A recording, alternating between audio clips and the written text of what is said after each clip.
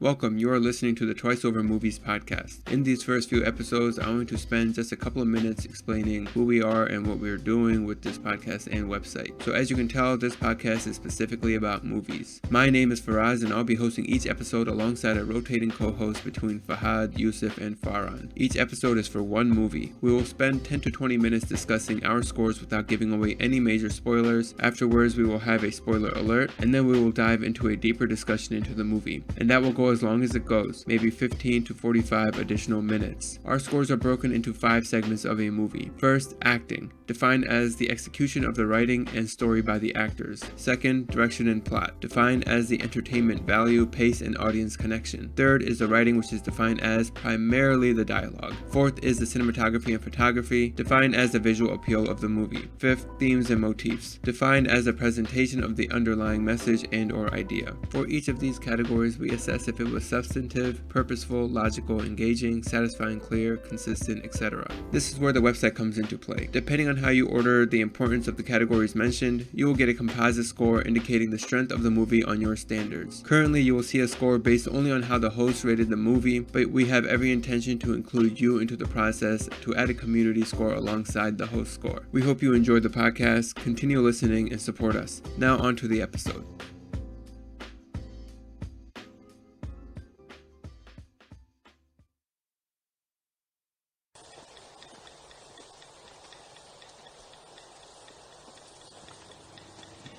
You see many dead people?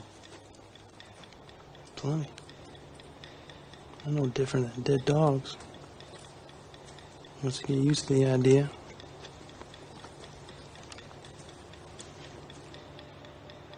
Meet, kid.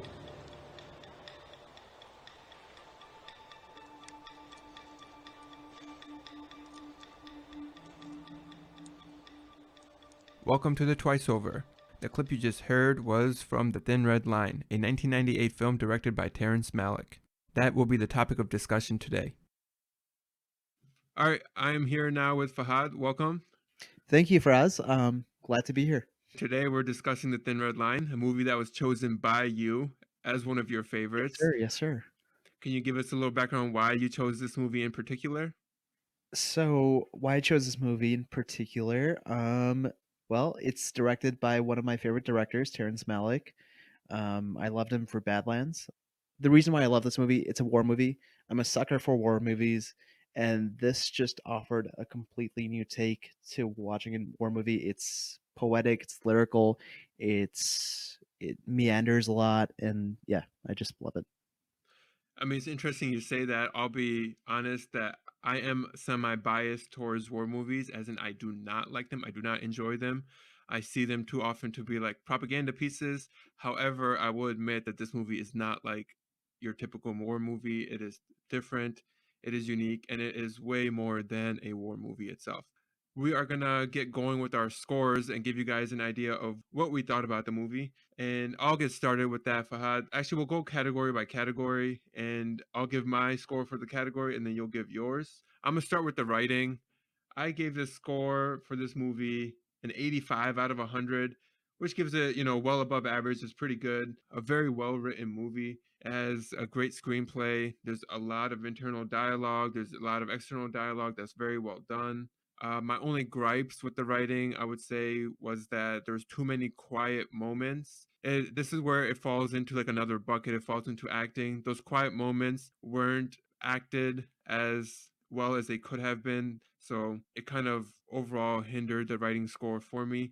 However, what was really well done was the internal thoughts and the internal dialogue and the narration. That stuff was incredible, very well written, very thought provoking. Same thing when there was external dialogue happening between characters. I thought that it was too much depth, too much meat in these dialogues that these two guys are having while they're on a boat approaching an island. And it's like, are they really thinking about these? So you didn't think it was realistic dialogue for the setting? Definitely not. I mean, you're not talking about some abstract thoughts about life and death and immortality in the sense that they're talking about it. It sounds like you're reading a book, more or less. And I get it that this is an adaptation of a novel, and I'm sure that obviously influences very much the writing. but the external dialogue between characters at times was like, all right, that doesn't really sound like something you would say when you're about to approach a battle. You know what? I completely see that. Yeah. Overall, it was very great. However, there was like these little moments here and there that made me feel like, all right, this writing's a little too much for this scenario, for this particular scene, and I kind of had to push it back. Right. So you kind of see that with in the overall movie. It doesn't stick with realism. It's got this kind of ethereal quality, and it takes liberties with the dialogue, with how people would normally talk in those situations. Um, Getting back to the writing, I give it a score of 80, and this is actually lower than your score. And the reason why I gave it a low score was because I thought it didn't have enough narrative thrust, but I thought that the dialogue and the monologue, especially with the voiceovers, were amazing, and that was the highlight of the movie. I thought all the scenes were great. They were full of meaning, elusive, especially the scene of the bird hatching and it was struggling to get out of its eggshell. The I didn't think there was much fluff. Nothing felt unnecessary. Nothing felt pretentious, even though scenes would linger on the actors' faces. In other movies, I found that to be the problem, but wasn't here. To me, the story wasn't a traditional story in that it didn't follow this neat little arc. It was really about the internal development of the characters and how the battle was impacting them. And yeah, it's not for everyone. All right, so do you want to discuss the story and give your score for that then right now, and I'll go after you. Sure. The story, I gave it a 90. And the reason I gave it a 90 was I thought the direction was excellent. Every scene had this poetic purpose, but it was at the expense of a straightforward storyline. So rather than the story, we're getting in a view of the internal lives of these men. And for the I see you have a category subcategory called clarity and understanding. And here I made a note that the movie tends to jump around in the stream of consciousness of one person to another, and the clarity can somewhat be compromised there. But we do get the extensive use of voiceovers, and that helps narrate a lot of it. Yeah, so I gave it a much lower score than you. I give it a 75. Same thing, similar to writing, how there's some great parts to this category in general. Like you said, the direction was incredible. It was very well done. And considering what the point of the movie was, like the point came across pretty straightforward. They did a good job about that. However, the story in itself, in terms of a narrative, a plot that you're following, I don't think there was anything too special about it. If anything, it was kind of a drag at points. Next category I'll talk about is the acting. Again, I gave it a 75, Fahad. I thought it was good acting. It was acceptable. There's nothing really bad about the acting. However, there was too many moments where I felt the actors were just had this mean mug on their face with very little expression. Um, And there they were were some trying posturing. Yeah, I mean, they're trying to show like, oh, they're having like these internal like dilemmas, but you weren't seeing it in their faces, I guess. And it just it became a little repetitive over and over again, seeing them basically act the same thing over and over again. I do get what you're saying. The acting wasn't, the characters weren't that dynamic, right? So you don't see Exactly. multiple expressions from one character. And yeah, well, I think the direction's at fault there. But as far as what I saw from the act coming from the actors, I loved it. I gave it a score of 90, I believe. Yep, 90. I thought the best performer was Sean Penn, followed by Jim Caviezel. Hope I'm saying his name right, and Nick Nolte. Nick Nolte was amazing in this movie. He was a terrifying commander, a colonel, excuse me. All right, so that's acting. Now we'll go on to photography and cinematography. I gave this a 90. I mean, it was a very like clearly just an incredible movie in terms of scenery, how scenic it was. I believe it was shot on location.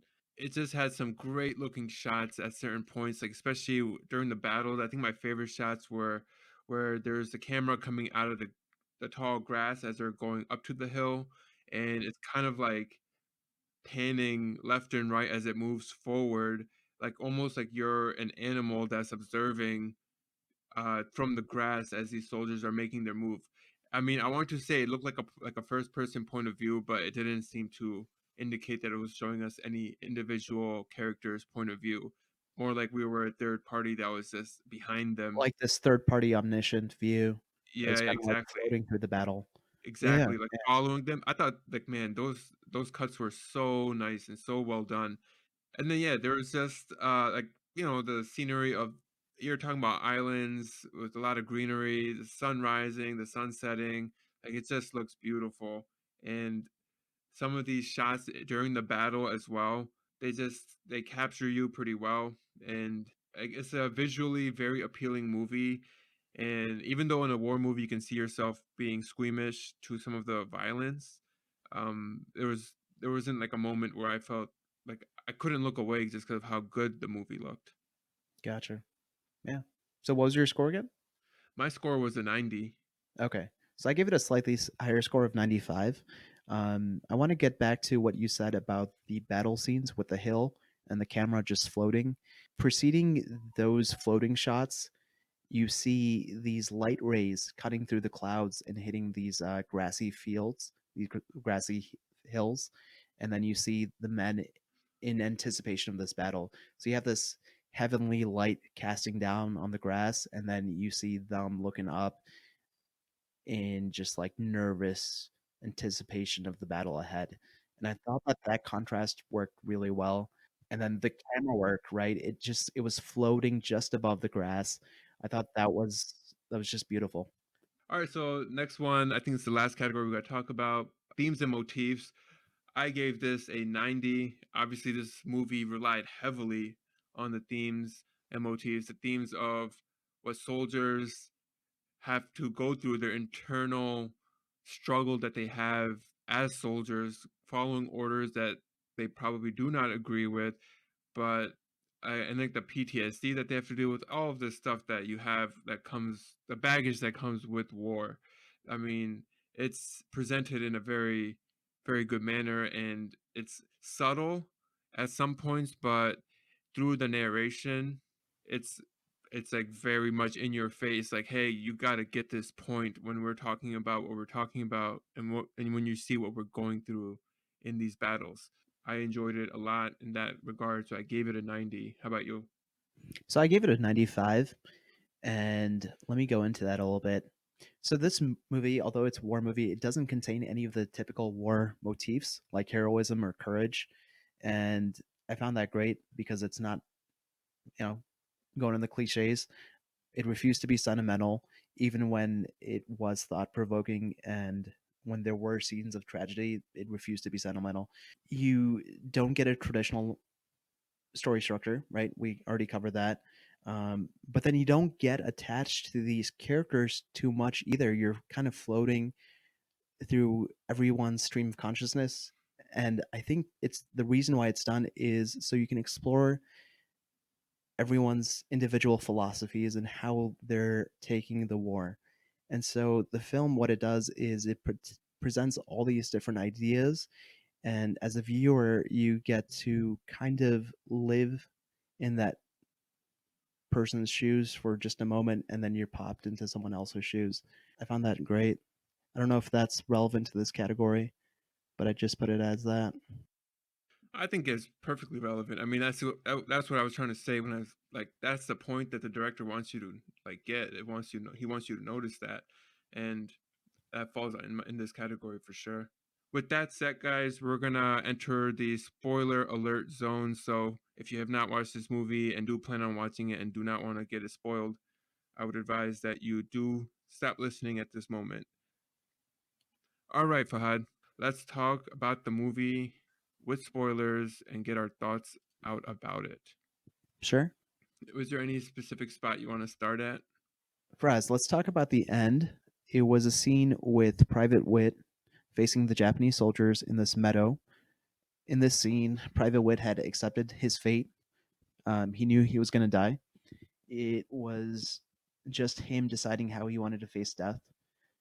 At the beginning, this ending completely mirrored the beginning of the movie, where Private Wit is talking about how his mother had died, and he talks about how his mother kind of met it with a certain kind of grace, a certain embrace. Yeah, I think I wrote this down where he says immortality hidden in the calm, and the calm comes right before death. Hmm. I thought it was just wonderful how it perfectly mirrored the beginning. What did that scene do for you? I mean, on that note, I actually wrote down while watching the movie that that happened on almost every person's death except for that one private that Sean Penn's character goes up to give him some morphine. He was the only one that was like hollering and like in pain and like, you know, just out of it in shock. And he was the one who's, I guess, dying while panicking, and everyone else that we saw kind of comes to like this realization that it's their time. Do you remember Private who jumps on the grenade and he blows off his butt? You remember that? Yes, he didn't jump on the grenade. He accidentally pulled a pin while the grenade was still on his belt. So that was Woody Harrelson's character, Sergeant Keck. Well, and then he dives on the ground, right, to protect the others from. Exactly.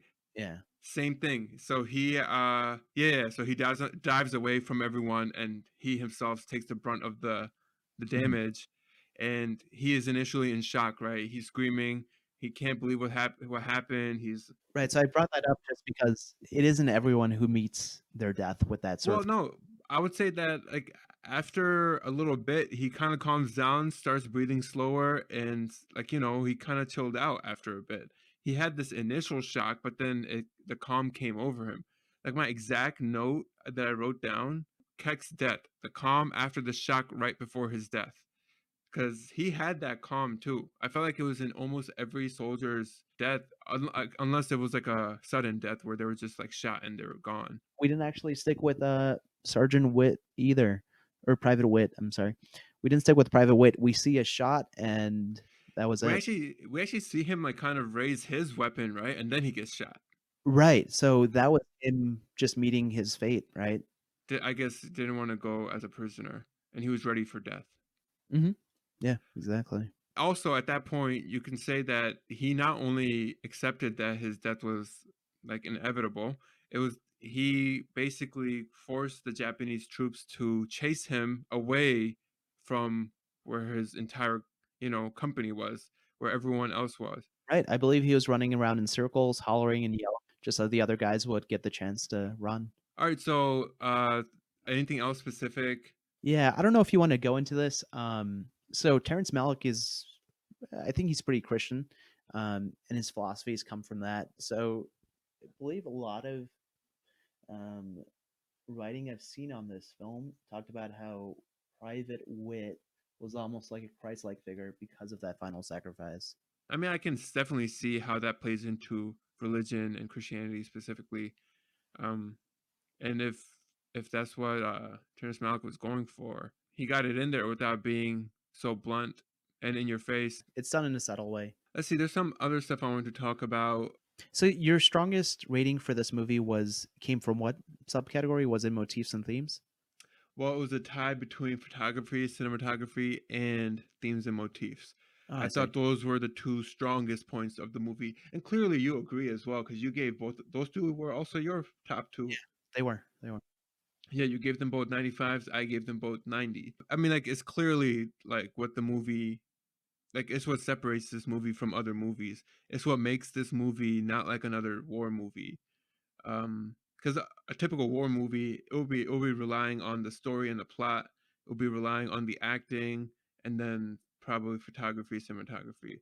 Did you think this was a strong anti-war movie? Did you think that the theme of anti-war was strong in this movie?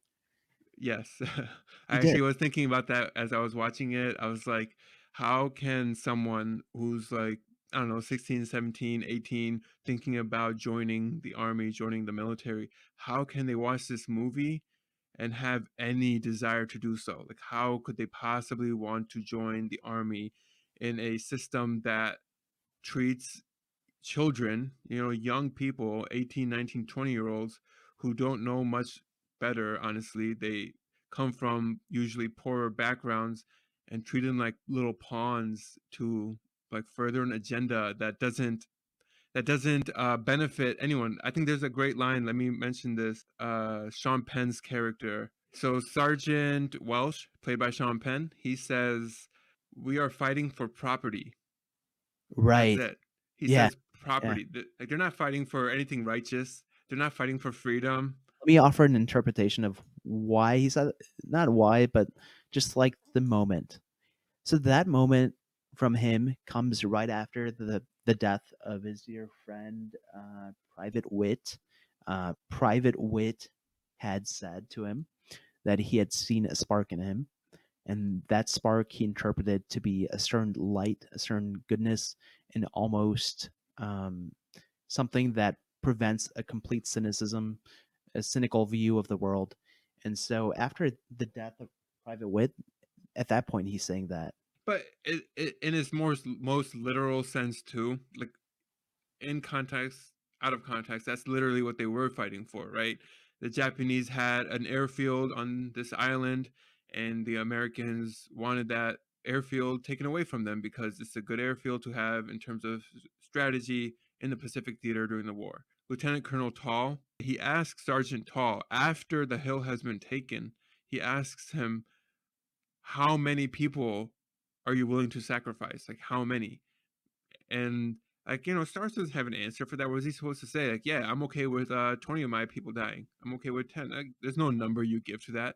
But that dehumanization of that question that Sergeant or Lieutenant Colonel Tall is asking is just like, if you're just a normal human being watching that and thinking about, man, should I join the army? You see something like that, why would you ever want to join?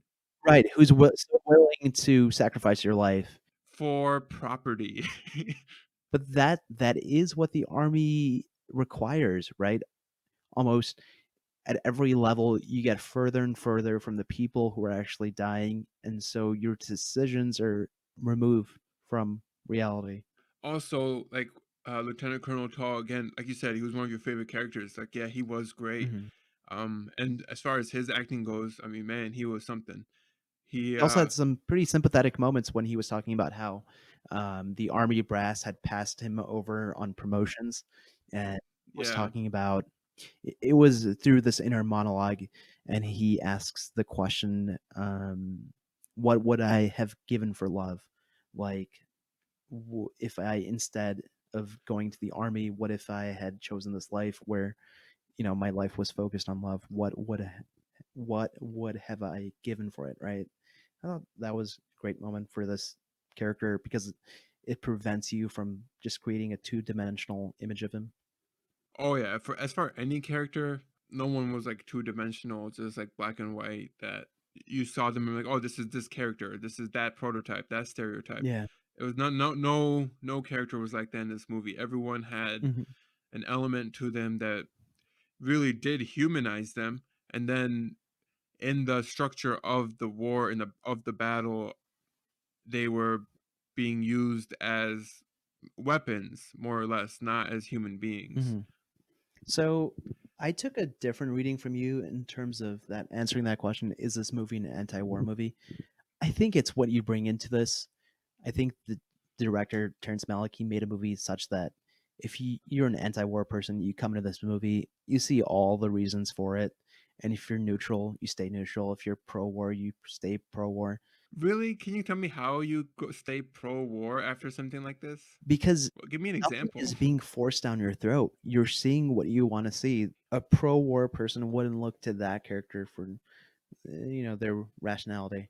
Um, there are moments of great camaraderie between the people fighting, and that's evidence with it was Captain James Staros, where he says that the people fighting underneath him, they were like his sons. So he was very connected to him, and it was a really touching moment. And you could see when Staros was dismissed that the soldiers didn't take it well. Yeah, okay, so I get that. If you're a pro-war or pro-military person, you would see that and be like, look at the family Mhm. that you create, the bonds that you can Bonds that create. you create, right? I think you mentioned this train character towards the end of the movie when he's back on the ship leaving battle. He's talking about how he has his life in order, and I think that speaks to the transformative power of war that it just forces you to get your priorities right. And I think that is the main crux of this movie. It's not that it's an anti-war movie or pro-war movie or anything like that. It is just about what war does to people. I don't think there's a strong message in there. Yeah, so okay, that was a good question about the whether this is a pro or anti-war movie. I can see your point that depending on where you're coming from, that's what you'll get out of it. Obviously, for myself, I saw it as a very much an anti-war movie. Mm-hmm. I mean, you have some of these characters that you can clearly see PTSD like entering into their psyche, where when they're climbing the hill, right, and they get towards like the first bunker with the machine gun, Mm-hmm. and I don't remember which actor this was or like if this character he wasn't that prominent, but they focus in on him and his heavy breathing. They zoom in onto his face.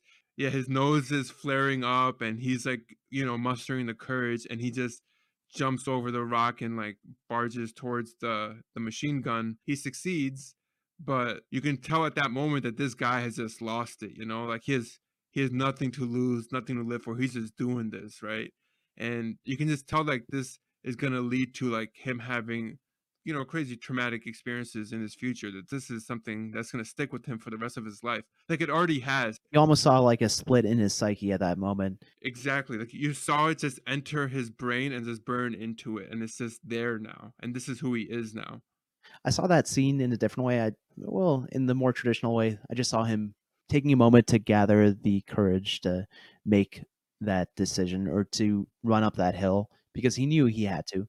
Um, he was doing it to provide cover for the people that were trapped in that position, right? I wanted to get into something else I found pretty compelling. It was this dichotomy we sometimes have of men being evil, nature being good, and we kind of see that early in this movie. We had all these visions of paradise in the beginning with the scenes of the Melanesian people. They're happy, they're swimming, they're fishing. It's this great paradise. They're free. They're free, right? It's great. Yeah. We get into scenes where man's tearing things up with war, right? And we have to ask this question: are man and nature just incompatible? Is nature just pure and beautiful? And Yeah, this actually gets right to one of my favorite quotes in the movie. I wrote it down. It says, does our ruin benefit the earth? Does it help the grass to grow or the sun to shine? This like obviously flies right into the question you just asked. Like, what are we humans doing on earth? All we are doing is like ruining, and does that benefit the earth in any way? Like, does it do anything to help nature? Does it help grass to grow? Does it help the sun to shine? Are we beneficial in any way? Like, why are we here? Is essentially the question it's asking, right? Like, what are we doing here? yeah, I don't know, man. It's one of those thought provoking questions that you just don't know. uh-huh. Like, this is what I was talking about when it comes to the themes and motifs. Yeah, the film's going to largely leave that question unanswered. It does offer some guidance on a way to think of it. There was a moment where Lieutenant Colonel Tull, he's lecturing Staros about the willingness to send people in battle. And right after that, he says to Staros, "Look at that jungle. Look at those vines. The way they twine around, swallowing everything. Nature's cruel, Staros." And so he offers a view that nature's not an exception to just being cruel. It's not just man that's cruel. Nature's cruel as well. Yeah, I mean, yeah, okay. That is a good point. However, there's cruelty and then there's excess cruelty. Now, those vines aren't gonna like disturb the ecosystem like in the oceans, or I mean, if we want to get super abstract about this, you know what I mean, right? It's just like we human beings don't live confined to even our own nature. We transcend past that. We like if we get to from point A to point B, we start thinking about point C and how we're gonna get there. So we as humans, like the ruin that we're talking about in this movie, the war. it's excessive. It's not just, Mhm. you know, like, okay, Pearl Harbor was attacked. It's not that we're just protecting, the United States, homeland. We are going out and now obliterating everything that's in the way. And it's just there's a difference between the nature and the human in this sense, in my opinion. Where the nature, yes, it can be cruel Mhm. and it can be ruthless, but it's not excessive. Gotcha. So yeah, good point. All right. There's another question. If we're going to talk about some of these more abstract like thoughts that come from this movie, I mean, which is it really is something you can have like a whole podcast discussing these questions. The question is, quote, "Do you imagine your sufferings will be less because you loved goodness?" End quote. Man, that's such a good line. Just so deep in the God. It is, because it's basically telling us that whether you're innocent or not, whether you're a good person or not, Mhm. what does it really mean? What is Like it? Why does it really matter, right? suffering is, yeah, suffering is suffering, and especially when you look at it in the context of war, like whether no matter what you were back home, like how good of a Mm. person you were, or whether you were like just a jackass or something, doesn't matter. Like you are going through this together with everyone else, and if you suffer, you're gonna suffer just as much as the next person. Man, like do you imagine your sufferings will be less because you loved goodness? What do you think about it? What do I think about it? I don't know. It really humbles you when that question's posed. It's obviously of well, who was it that was standing over that Japanese soldier? It was Private Wit that was standing over him. This monologue was said by a Japanese soldier, and so it's almost like he's questioning his position. Private Wit's what Private Wit must be. Private Wit's almost looking down on this dead soldier, right? And so might be feeling the superiority, look, hey, I'm alive, you're dead, kind of thing. Not just that, I think he's seeing that this Japanese soldier that's dead, he is suffering, but then the Japanese soldier's asking him back, like, "Do you think your suffering will be less?" You know what I mean? Hmm. It's almost like he's looking down at him like, "Oh man, this guy suffered. He is dead. He's like obviously in the ground, half buried." But then you have the Japanese soldier narrating, asking him, who's standing above him, like, does he imagine that his suffering will be less? Hmm. It's a powerful moment, man. And it's clearly something that the Japanese soldier must have thought, that if you love, you experience goodness and everything else that comes along with it. That suffering will not be part of the equation. What did you think about the portrayal of the Japanese soldiers generally? Generally, this movie doesn't give them too much spotlight. Where do we see them in a moment of clarity outside of battle? We don't, right? Well, I mean, I'm gonna say it in looking at it relatively to other war movies. I think they did a pretty good job. I mean, I don't need to like see the Japanese perspective. Like, it's already a 2 hour, 50-minute movie. How much longer are you gonna make it? Because obviously, it gets nuanced when you start talking about war on whose side's on whose side, all this stuff, who's actually right and wrong. Mhm.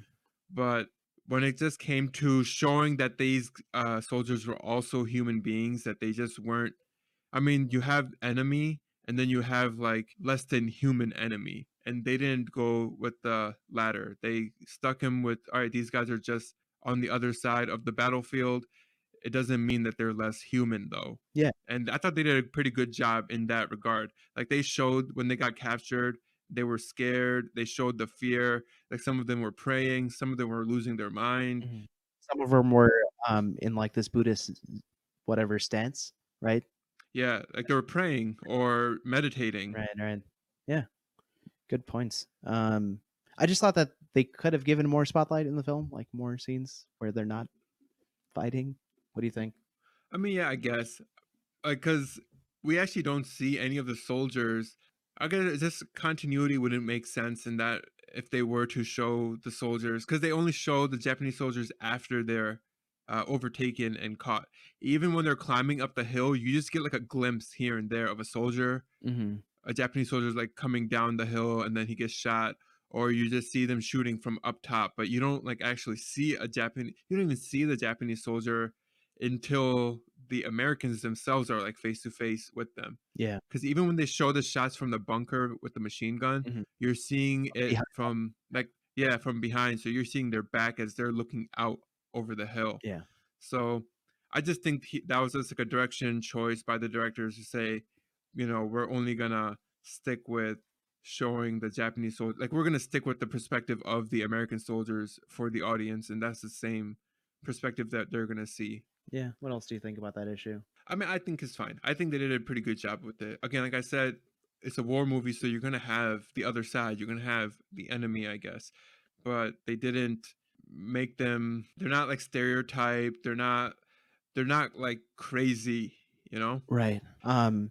Where the Japanese soldiers and the American soldiers are both in the tall grass, they can't see each other, and then the Japanese like Roosevelt eats shit, and then the American soldiers are like Tojo eats shit. That was The funny. only moment in the movie, and it was amazing. Actually, the American says it first. I'm pretty sure he says, Okay, gotcha. "Tojo eats shit," and then the Japanese replies back, "No, Roosevelt eats shit." Uh, I don't really know if I have much else to go over. I think we covered most of the stuff. I mean, in terms of like the themes and motifs, even just this discussion we had with the spoilers, right? Mhm. I would say we're talking like 90% about the themes and motifs of this movie. So like that's clearly what this movie's about. Yeah. And the writing actually, because some of these internal dialogues, these narrations, like there's some it's just so well done and so well thought out, and really, really, really like hard hitting questions that get asked that make you think. hmm whose conversations did you feel had the most weight? There were a lot of these binary pairs, right? You had Private Wit against with Sergeant Welsh, and then you had Lieutenant Colonel Tall with James Starros, and then you had C. Riley with Sean Penn's character, which was who was it again? Welsh. Yeah. I would say, I mean, just based off what the movie wants you to have, it would be uh Welsh and Wit, right? So Sean Penn's character and Jim Ke- Caviezel. yeah, sure. Caviezel. But yeah, those two guys, like they are. Conversation early in the movie, right? When after he's captured, after going AWOL, they have that conversation Yeah, on the boat, and then they have a conversation midway in the movie about the spark and everything else, and then they have a yeah, and at the end, it's like, I mean, it, their conversations were a guiding like arc to the general story. It kind of broke it up and gave insight into what happened and is going to happen, and like what it meant to these soldiers on both Sean Penn's character side and on Private Wit's side. All right, Fahad, I think that's about it, right? Thanks for joining us today. Thanks for having me. Thank you for listening to this production of The Twice Over. If you would like to keep up with us, please subscribe on whatever podcast platform you listen on, and follow us at The Twice Over on Instagram, Twitter, and Facebook. If you would like to support us, you can do so on Patreon, or you can just tell a friend about the podcast. And finally, if there are any comments or feedback, please email them to us at comments@thetwiceover.com. The music you hear is from Amerigo Gazaway. Do give him a listen because he's dope. We'll be back next week with another episode.